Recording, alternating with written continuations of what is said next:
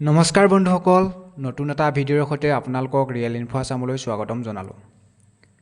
নিযুত মইনা আঁচনি আৰু গ্ৰেড 3 আৰু গ্ৰেড 4 এমপ্লয়ীসকলৰ ট্ৰেন্সফাৰ সম্পৰ্কে মুখ্যমন্ত্ৰী মহোদয়ে গুৰুত্বপূৰ্ণ মন্তব্য প্ৰকাশ কৰিছে। শুনো আহক তেওঁ প্ৰকাশ কৰা মন্তব্যসমূহ। 6 তাৰিখে প্ৰত্যেকটো বিধানসভা সমষ্টিত অনুষ্ঠিত হ'বলগীয়া এখন সুন্দৰ সভাৰ মাজেৰে আমি নিযুত মইনা আঁচনিৰ শুভা আৰম্ভণি কৰিম। এই মাহত আমি সকলো ছাত্ৰীক একোখনকৈ ড্ৰাফ্ট দিম আৰু অহা মাহৰ পৰা অৰ্থাৎ নৱেম্বৰ মাহৰ পৰা এই ধন ডিবিটি যোগে সকলো ছাত্ৰীৰ এই আঁচনিত যোগ্য বুলি বিবেচিত হোৱা প্ৰতিগৰাকী ছাত্ৰীৰ বেংক একাউণ্টলৈ আমি ট্ৰান্সফাৰ কৰিম। আৰু কোনোবা ছাত্ৰী যদি ভুলত বাদ পৰি যায় আপোনালোকে মোক জনাব, মই তৎকালীনভাৱে ব্যৱস্থা ল'ম।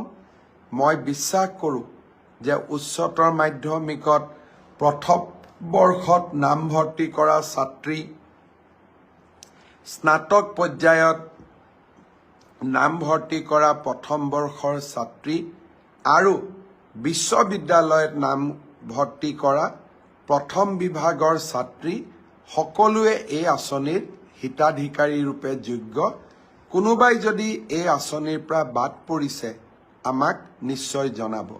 অৱশ্যে সেল্ফ ফাইনেন্স কোৰ্চত পঢ়া ছাত্ৰীসকল এই আঁচনি পোৱাৰ বাবে যোগ্য হ'বনে নাই তাৰ বিষয়ে শিক্ষা বিভাগত মন্থন চলি আছে। সেইবাবে সেল্ফ ফাইনেন্সত পঢ়া ছাত্ৰীসকলক কিছু দিন অপেক্ষা কৰিবৰ বাবে মই অনুৰোধ জনাম। 6 তাৰিখৰ পৰাই নিযুত মইনাৰ আৰম্ভণি। বহুতে কৈছিল এই আঁচনি কেতিয়াও চৰকাৰে কৰিব নোৱাৰে। ইলেকশ্যনৰ সময়ত যেতিয়া মই এই আঁচনিৰ কথা কৈছিলোঁ তেতিয়া কোৱা হৈছিল যে ইলেকশ্যনত ভোট লোৱাৰ বাবে মুখ্যমন্ত্ৰীয়ে ফাঁকি কথা কৈছে। যিসকলে ভাবিছিল যে মই ফাঁকি কথা কৈছোঁ তেওঁলোককো 6 তাৰিখৰ নিযুত মইনাৰ উদ্বোধনী অনুষ্ঠানলৈ সাদৰ নিমন্ত্ৰণ জনালোঁ। এতিয়া মোক বহুতে সুধিছে যে মিউচুৱেল ট্ৰেন্সফাৰৰ ব্যৱস্থা কেতিয়া আৰম্ভ হ'ব।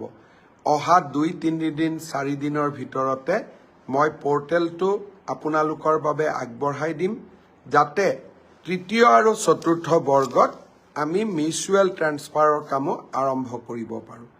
কোনোবাই আকৌ বিচাৰিছে নহয় মোক এটা ডিপাৰ্টমেণ্টৰ পৰা আন এটা ডিপাৰ্টমেণ্টলৈ যাব দিব লাগে। তেনেকুৱা ব্যৱস্থা চৰকাৰত নাথাকে।